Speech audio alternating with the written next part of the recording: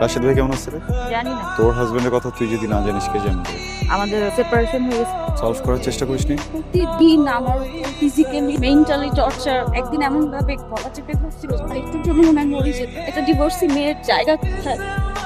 আমি চেষ্টা করছি, তোমার বিশ্বাস কর। তুই জুইকে বিয়ে করবো? এই তোর কি মাথা খারাপ হয়ে গেছে নাকি? তোর থেকে 3 বছরের বড় ডিভোর্সে কোনো মেয়ের সাথে তোর বিয়ে দেব না। আর কি বলবি বল। আমি জুইকে অনেক খুশি রাখতে চাই। ও যখন অনেক কান্না করে আমি ওর হাতটা ধরে কাঁদতে চাই। আমি জুইকে বিয়ে করতে চাই আঙ্কেল, প্লিজ প্লিজ। তুমি তো ছোটবেলা থেকে চেনো না, মানুষটা কি খারাপ? ওকে একটাবার ডাকো, তুমি ডাকো জুই, তো বল না প্লিজ। আচ্ছা, একই বলতে বারবার করতেছি। আমি ভুল করতেছি। কেউ একজন তো আছে যে চায় তুই আমার সাথে। তোর চোখে আমি কবে ম্যাচিওর হবো প্লিজ?